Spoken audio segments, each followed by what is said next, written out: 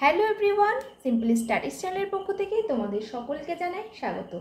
আজকের ক্লাসে আমি যে বিষয়টি নিয়ে আলোচনা করব, যেটি খুব গুরুত্বপূর্ণ একটি বিষয়, সে বিষয়টি হলো ঘূর্ণবাদজনিত বৃষ্টিপাত। আগের দুটি ক্লাসে পরিচলন বৃষ্টিপাত ও শৈলোৎক্ষেপ বৃষ্টিপাত সম্পর্কে আলোচনা করেছি এবং এই বৃষ্টিপাত চ্যাপ্টার থেকে এটি শেষ ক্লাস, যে ঘূর্ণবাদজনিত বৃষ্টিপাত।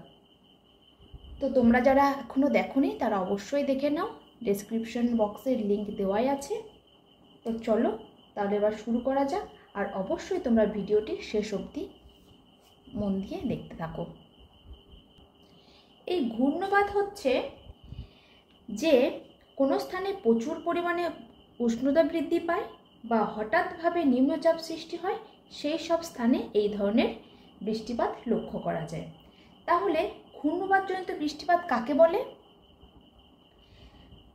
তাহলে তোমরা লিখবে যে ঘূর্ণবাতের ফলে যখন জলীয় বাষ্পপূর্ণ বায়ু কি হয়, উপরের দিকে উঠে যায় এবং উঠে গিয়ে শীতল বায়ুর সংস্পর্শে এসে ঘনীভূত হয়ে জলকণায় পরিণত হয় এবং সেই জলকণা যখন বৃষ্টিপাত রূপে ভূপৃষ্ঠে পড়ে তখন তাকে বলা হয় ঘূর্ণবাতজনিত বৃষ্টিপাত বা সাইক্লোনিক রেইনফল।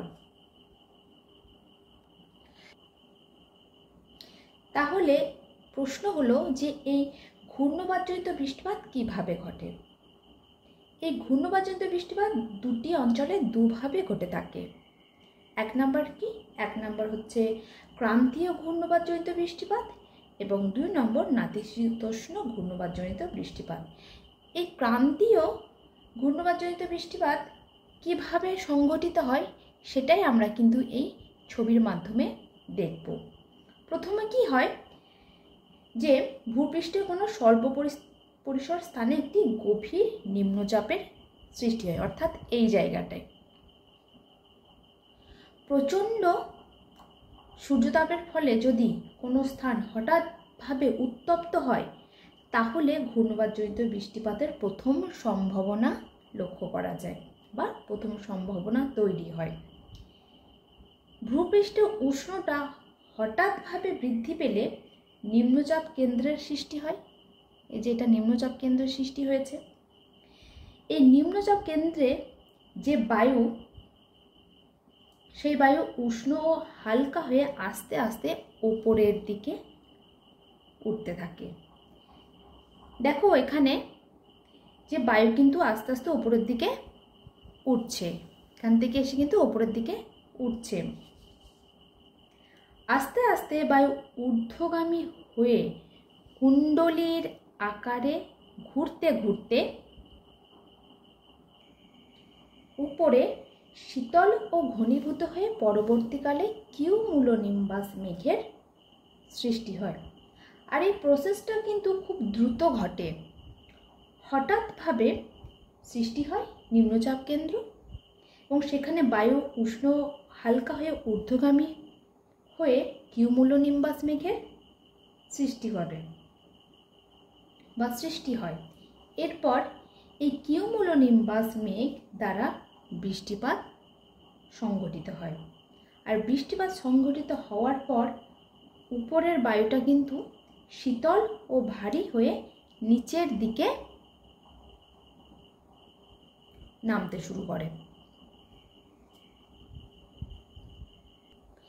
এই যে বায়ুটা নিম্নগামী শীতল বায়ু, এই বায়ুটা পরবর্তীকালে কিন্তু এই নিম্নচাপ কেন্দ্রের স্থান দখল করে।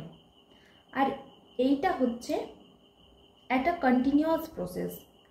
নিম্নচাপ কেন্দ্র সৃষ্টি হওয়ার পর কয়েক ঘন্টার মধ্যেই কিন্তু কিউমুলোনিম্বাস মেঘের দ্বারা বৃষ্টিপাত সংঘটিত হয়ে নিচে ভূপৃষ্ঠটা শীতল বায়ুর দখলে চলে আসে। এখানে কিন্তু শীতল বায়ুর দখলে চলে আসে, অর্থাৎ এটা শীতল বায়ু প্রবাহিত হয়। এরপর ঘূর্ণবাত বিলীন হয়ে মেঘমুক্ত হয়। আর এই ঘূর্ণবাতটাকেই বলা হয় ক্রান্তীয় ঘূর্ণবাতজনিত বৃষ্টিপাত। এটি সাধারণত ক্রান্তীয় অঞ্চলেই লক্ষ্য করা যায়। এই ক্রান্তীয় ঘূর্ণবাতজনিত বৃষ্টিপাতের কিন্তু কয়েকটি বৈশিষ্ট্য লক্ষ্য করা যায়। সেগুলি হলো যে ঘূর্ণবাদ বৃষ্টির সময় বিশাল অঞ্চল জুড়ে মেঘের সৃষ্টি হয়, বিশাল অঞ্চল জুড়ে কিন্তু মেঘের সৃষ্টি হয়। আর কি হয়, সাধারণত বজ্র বিদ্যুৎ সহ বৃষ্টিপাত হয়। আর উদাহরণ হিসাবে তোমরা বলতে পারো যে 2019 সালে যে ফণী ঝড়টা হয়েছিল তাকে আমরা কিন্তু ক্রান্তীয় ঘূর্ণবাদজনিত বৃষ্টিপাতও বলতে পারি। তাহলে বোঝা গেল ক্রান্তীয় ঘূর্ণবাদজনিত বৃষ্টিপাত কাকে বলে এবং কিভাবে সৃষ্টি হয়। এরপর আমরা আর এক ধরনের ঘূর্ণবাদজনিত বৃষ্টিপাত সম্পর্কে জানব। এটি ঘূর্ণবাদজনিত বৃষ্টিপাতের আরেকটি ভাগ। এই ঘূর্ণবাদ সাধারণত নাতিশীতোষ্ণ অঞ্চলে লক্ষ্য করা যায়। এখানে কি হয়, প্রথমে উষ্ণ ও আর্দ্র বায়ু এবং শীতল ও শুষ্ক বায়ু একটি স্থানে মিলিত হয়। এবার প্রশ্ন হতে পারে যে কিভাবে মিলিত হয়। এই দুটি বায়ু প্রবাহ মিলিত হয়ে একটি ফ্রন্ট বা সীমান্তের সৃষ্টি করে। এটা হচ্ছে উষ্ণ ও আর্দ্র এবং শীতল বায়ুর সম্মিলন অঞ্চল বা সীমান্ত। একে ইংরেজিতে বলা হয় ফ্রন্ট। তাহলে উষ্ণ ও আর্দ্র বায়ু এবং শীতল ও শুষ্ক বায়ু পরস্পরের সঙ্গে যখন মিলিত হয় তখন একে অপরের সঙ্গে কিন্তু পুরোটা মিক্স হতে পারে না, যেহেতু এখানে ডেনসিটি ডিফারেন্স থাকে বলে। এবার কি হয় না, এই উষ্ণ ও আর্দ্র বায়ু যেহেতু হালকা তাই উপরের দিকে উঠে আসে। দেখো এই উষ্ণ বায়ু কিন্তু উপরের দিকে উঠে যাচ্ছে এবং শীতল ও শুষ্ক বায়ু ভারী বলে নিচের দিকে নেমে আসছে। দেখো তোমরা ছবিতে লক্ষ্য করো যে শীতল বায়ু কিন্তু নিচের দিকে নেমে আসছে। এই উষ্ণ ও আর্দ্র বায়ু যেহেতু হালকা তাই উপরের দিকে উঠে গিয়ে কি হচ্ছে, মেঘের সৃষ্টি করছে। অর্থাৎ মেঘটি সাধারণত কিউমুলোনিম্বাস মেঘ হয়। এরপর কি হয়, এরপর ঘনীভূত শীতল জলীয় বাষ্প বাতাসে ভেসে থাকতে না পেরে প্রবল বৃষ্টিপাত ঘটায়। এই বৃষ্টিপাতকেই অনেকে ফ্রন্টাল রেনফল বলে, আবার সীমান্তবর্তী বৃষ্টিপাত বলে, অথবা নাতিশীতোষ্ণ অঞ্চলে ঘূর্ণবাদজনিত বৃষ্টিপাতও বলে থাকে। এই বৃষ্টিপাত ঘটার পর নিচের পুরো অংশটা কিন্তু কি হয়, শীতল বায়ুর দখলে চলে আসে। এই শীতল ও শুষ্ক বায়ুর দখলে আসার পর এই সীমান্ত বিলীন হয় বা সীমান্তের বিনাশ ঘটে এবং পুরো অঞ্চলটাই শান্ত অবস্থায় বিরাজ করে। বোঝা গেল? এই ঘূর্ণবাদটিকে বলা হয় নাতিশীতোষ্ণ ঘূর্ণবাদজনিত বৃষ্টিপাত। বোঝা গেল? তাহলে আমরা দুটি ঘূর্ণবাদের মধ্যে কি পার্থক্য পেলাম? কি ক্রান্তীয় অঞ্চলের ক্ষেত্রে আমরা কি দেখেছিলাম যে উষ্ণ ও আর্দ্র বায়ু শুধুমাত্র একটাই বায়ু, উষ্ণ ও আর্দ্র বায়ু হালকা হয়ে যখন উপরের দিকে প্রসারিত হয় তখন ঘনীভবনের মাধ্যমে বৃষ্টিপাত ঘটায়।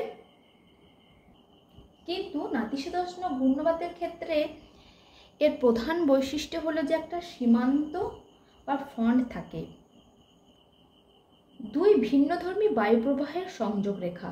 ভিন্নধর্ম বায়ুপ্রবাহ বলতে কি বোঝায়, যে উষ্ণ বায়ু ও শীতল বায়ু এই দুটো বায়ুর সংযোগ রেখা বা সীমান্ত অঞ্চলে এই বৃষ্টিপাত ঘটে বলে সীমান্ত বৃষ্টিপাত বা ফ্রন্টাল রেনফল ও বলে। এখানে কি ধরনের বৃষ্টিপাত হয়? এই বৃষ্টিপাত দীর্ঘক্ষণ ধরে ঝিরিঝিরি বৃষ্টিপাত হয়।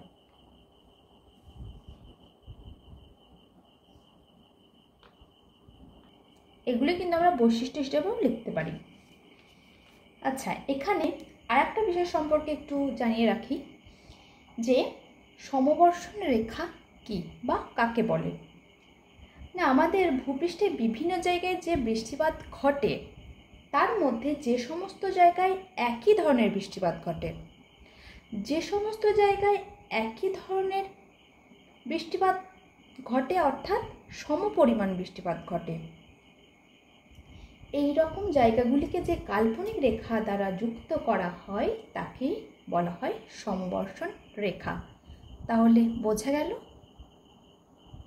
যে সমবর্ষণ রেখা কি বা কাকে বলে। তো আজকের ক্লাস এইটুকুই। ক্লাসটি ভালো লাগলে অবশ্যই একটা লাইক করো, কমেন্টস করো ও সবার সাথে শেয়ার করো। আর এই চ্যানেলের প্রথম হয়ে থাকলে চ্যানেলটি সাবস্ক্রাইব করে পাশে থেকো। তো দেখা হচ্ছে পরের ক্লাসে নতুন একটা টপিক নিয়ে।